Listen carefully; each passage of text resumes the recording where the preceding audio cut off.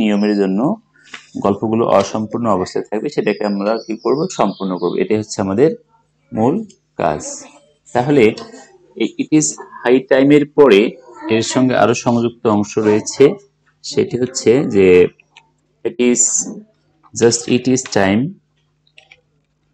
শুধু it is টাইমও আসতে পারে, আবার ইট ইজ হাই টাইম আসতে পারে। It is time, it is high time, এবং আর একটি অপশন রয়েছে, সেটি হচ্ছে is high time for, it is high time for পর্যন্ত দেয়া থাকবে।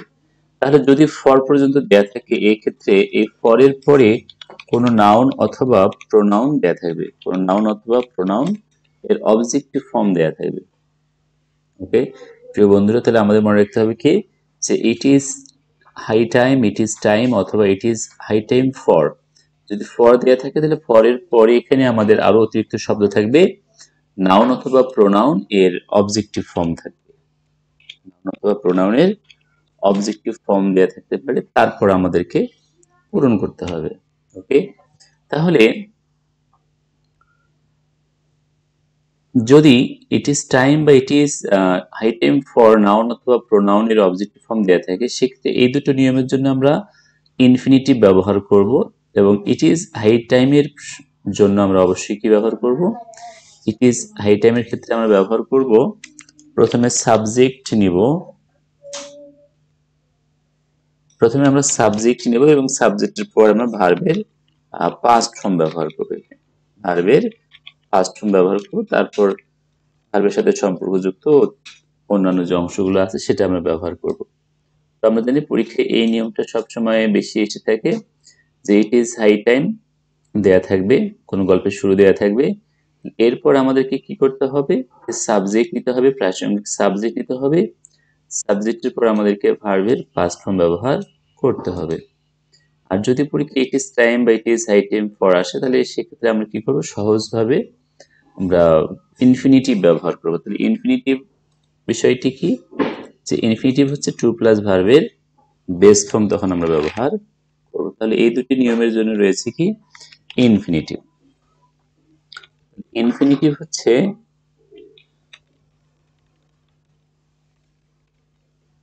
প্রথমে টু নিতে হবে আমাদেরকে, এবং তারপর হচ্ছে ভার্বের আমরা বেস ফর্ম ব্যবহার করব।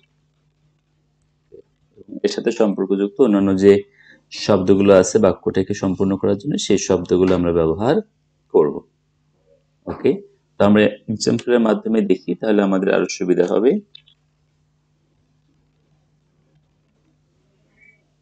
আচ্ছা, করাপশন, করাপশন মানে হচ্ছে দুর্নীতি, is an obstacle, corruption is an obstacle to our national development. তাহলে দুর্নীতি হচ্ছে, করাপশন শব্দের অর্থ হচ্ছে কি, দুর্নীতি। তাহলে এই দুর্নীতি হচ্ছে কি আমাদের জাতীয় উন্নয়নের ক্ষেত্রে একটি বাধা। তাহলে অবস্টেকল মানে কি, বাধা। তাহলে তাই যদি হয়, তাহলে আমাদের কি করতে হবে, যে কোনো ভাবে এই দুর্নীতিকে আমাদের, দুর্নীতির বিরুদ্ধে আমাদের রুখে দাঁড়াতে হবে। এখানে এর পরে দেয়া থাকবে যে it is high time, it is high time এখানে দেয়া আছে, আমরা কি করতে পারি, ইট ইজ হাই টাইম এর পরে আমরা এখানে সাবজেক্ট ব্যবহার করব, অথবা কোনো ইনফিনিটিভ ব্যবহার করব, যে কোনো একটা ব্যবহার করলেই হবে। তাহলে যদি আমরা সাবজেক্ট ব্যবহার করি, উই স্ট্যান্ড এর পাস্ট হচ্ছে কি, স্টুড, স্টুড এগেইনস্ট করাপশন, অর্থাৎ আমাদের এটাই উপযুক্ত সময় যে দুর্নীতির বিরুদ্ধে রুখে দাঁড়ানো। তাহলে উই স্টুড, এটা আমরা লিখলাম, উই স্টুড এগেইনস্ট করাপশন, এটাই আমাদের উপযুক্ত সময় যে আমরা কি করব, দুর্নীতির বিরুদ্ধে রুখে দাঁড়াবো। অথবা আমরা কি করতে পারি, অথবা আমরা লিখতে পারি যে it is high time, it is high time, আমরা যদি টু ব্যবহার করি, টু স্ট্যান্ড নিতে হবে, তখন টু স্ট্যান্ড আমরা ব্যবহার করব, টু স্ট্যান্ড এগেইনস্ট করাপশন। তাহলে প্রিয় বন্ধুরা, আমরা বুঝতে পারলাম যে এটা এখানে দুভাবেই সলভ করতে পারি। তাহলে আমরা কখনো ইনফিনিটিভ বা কখনো পাস্ট ইনডেফিনিট ক্লজ উভয় ব্যবহার করে আমরা এই জাতীয় যে বাক্যগুলো থাকবে সেগুলোকে আমরা সলভ করতে পারবো। আশা করি আপনারা বুঝতে পেরেছেন। আর একটি কি রয়েছে, ফর যদি কখনো দেয়া থাকে তখন আমরা কি করব।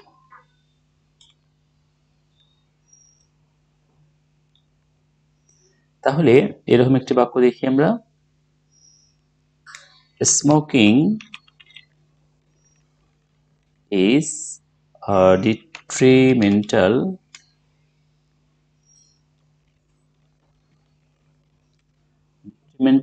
to health. তাহলে ধূমপান স্বাস্থ্যের জন্য ক্ষতিকর। Smoking is detrimental to health, ধূমপান স্বাস্থ্যের জন্য ক্ষতিকর। তাহলে you are addicted to smoking, তুমি ধূমপানে আসক্ত হয়েছো। তাহলে ইট ইজ, আমরা এভাবে লিখতে পারি, it is time for you, এটাই উপযুক্ত সময় তোমার জন্য, টু গিভ আপ স্মোকিং, তাহলে ধূমপানকে বাদ দেওয়ার এটাই হচ্ছে উপযুক্ত সময়। ধূমপানকে বাদ দেওয়ার এটাই হচ্ছে উপযুক্ত সময়। সো আমরা বুঝতে পারলাম যে কিভাবে আমরা এই প্রশ্নগুলোকে সলভ করতে পারবো। তো আশা করি আপনারা বুঝতে পেরেছেন। এখানে আমরা একটি নিয়ম আলোচনা করলাম, এই নিয়মটি পরীক্ষায় মোটামুটি আসার মতো এবং এটি থেকে সবসময় প্রশ্ন। এরপরে আমরা দ্বিতীয় আরেকটি নিয়ম আলোচনা করব।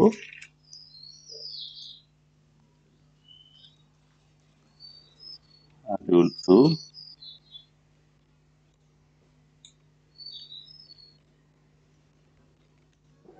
2 আলোচনা করবো আমরা এখন। Would you mind নিয়মটি আমরা আলোচনা করব। তাহলে would you mind হচ্ছে যে নম্র বা ভদ্রভাবে আমরা যদি কাউকে কোনো কাজের জন্য অফার করি বা অনুরোধ করি, সেই ক্ষেত্রে আমরা এই would you mind যে ফ্রেজটি রয়েছে এই ফ্রেজটি আমরা ব্যবহার করি। তো আমরা জানি শুধু মাইন্ড মানে মনে করা, তো এখানে would you mind হচ্ছে কাউকে নম্র বা ভদ্রতা সহকারে কোনো কাজের জন্য অনুরোধ করা। এটাও পরীক্ষার জন্য খুবই গুরুত্বপূর্ণ, ইম্পর্টেন্ট। এবং শুধু কমপ্লিটিং সেন্টেন্স নয়, আমরা এই ফ্রেজটিকে রাইট ফর্ম অফ ভার্বসে ব্যবহার করতে পারি, যেখানে আমরা কি করে থাকি সাধারণত would you mind এর পরে আইএনজি যুক্ত ভার্ব, যেটাকে জেরান্ড বলি আমরা, সেই জেরান্ড ব্যবহার করে থাকি। ওকে, আমরা দেখি। তাহলে এরপরে আমাদের কি বসাতে হবে, আইএনজি যুক্ত ভার্ব ব্যবহার করতে হবে এবং শেষে প্রশ্নবোধক চিহ্ন দিতে হবে। এই হচ্ছে নিয়ম। তো আমরা দেখি, কাউকে নম্র বা ভদ্রভাবে কোনো কাজের জন্য অনুরোধ করা বোঝাবে।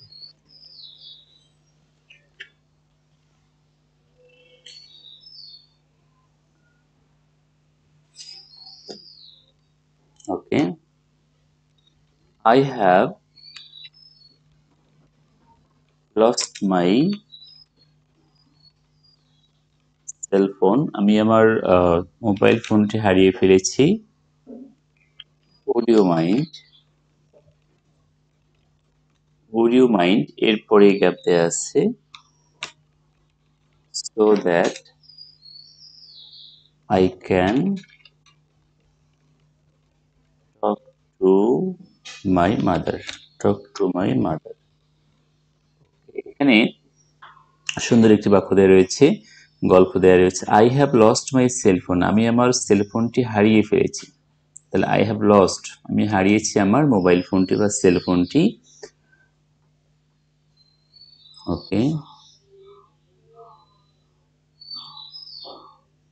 would you mind, আপনি যদি কিছু মনে না করেন তাহলে কি আপনার ফোনটি কিছুক্ষণ সময়ের জন্য আমাকে একটু দিতে পারেন। would you mind giving me your phone, তাহলে আমরা এখানে কি ব্যবহার করতে পারি, giving me your phone।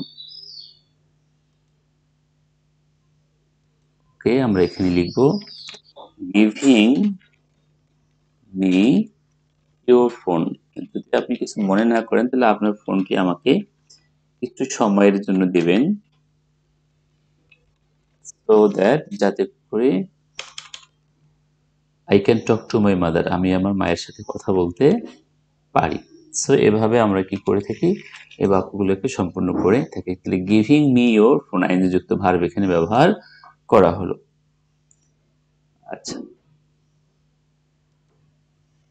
আবার আমরা লিখতে পারি উড ইউ মাইন্ড, সরাসরি আমরা যদি লিখি উড ইউ মাইন্ড, আপনি যদি কিছু মনে না করেন চা গ্রহণ করতে পারি,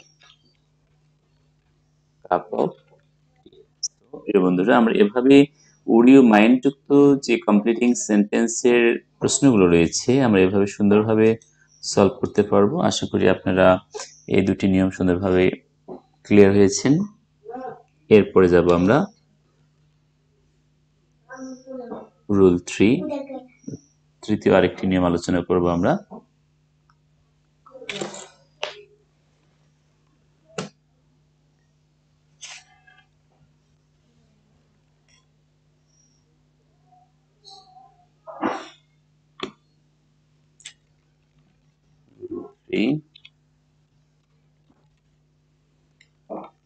সো দ্যাট যুক্ত অথবা ইন অর্ডার দ্যাট যুক্ত যে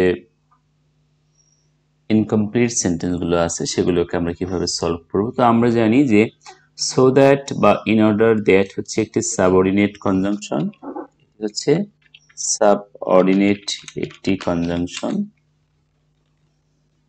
ওকে, সাবঅর্ডিনেট কনজাংশন। তো এই সো দ্যাট বা ইন অর্ডার দ্যাট একটি ক্লজকে যুক্ত করে, যে ক্লজটির নাম হবে সাবঅর্ডিনেট ক্লজ এবং এই ক্লজটি প্রিন্সিপাল ক্লজের সঙ্গে সংযুক্ত অবস্থায় থাকবে।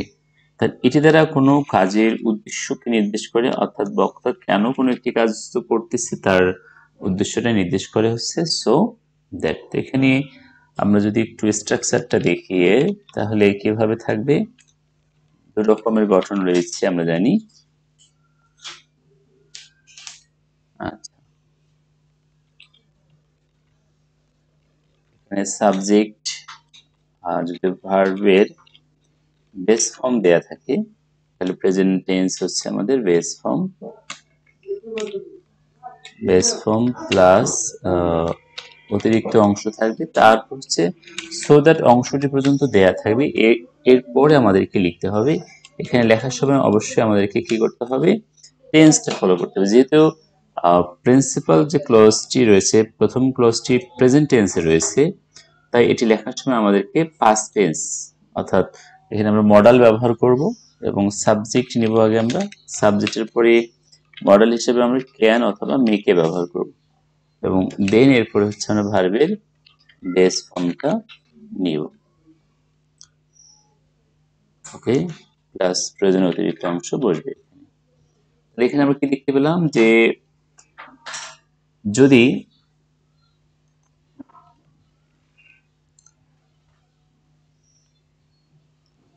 সো দ্যাটের পূর্বের অংশে যদি প্রেজেন্ট টেন্স থাকে তাহলে অবশ্যই তারপরে যে ভার্বের অংশটি রয়েছে সেটিকে অবশ্যই আমাদের মডাল অক্সিলারি ক্যান অথবা মে ব্যবহার করতে হবে, দেন হচ্ছে ভার্বের বেস ফর্ম নিতে হবে।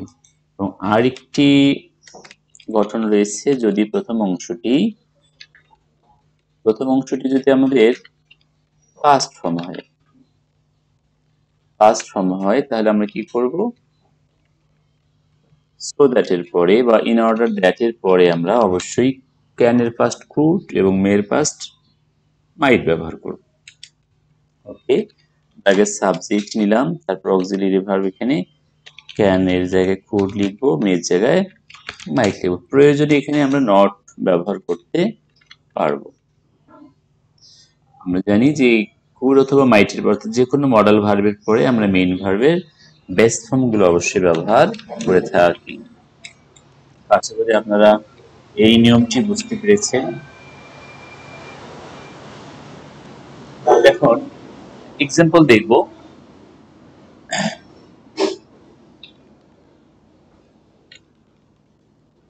এক্সাম্পল দেখব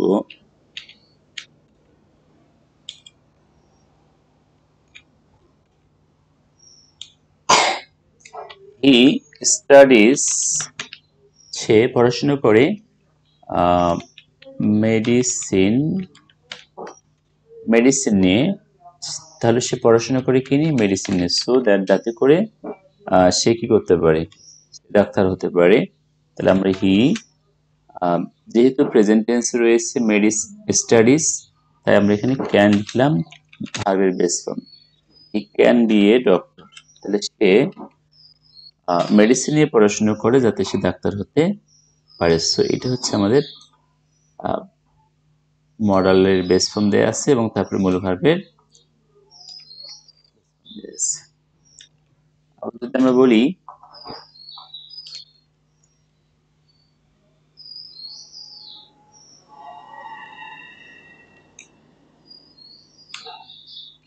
he works hard, so that, he works hard এখানে প্রেজেন্ট টেন্স হয়ে গেল, ভার্বের বেস ফর্ম রয়েছে। সো আমরা সাবজেক্ট আবার নিলাম, এখানে ক্যান নেব, মডেল ক্যান নেব। তো হি ক্যান প্রসপার বা develop in life, prosper in life, যাতে সে জীবনে কি করতে পারে? উন্নতি করতে পারে। সো এইটা আমরা ব্যবহার করলাম এখানে।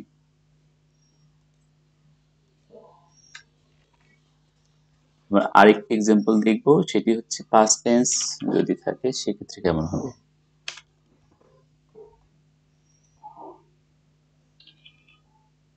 এই বাক্যটাকে যদি আমরা পাস্ট টেন্স করে লিখি,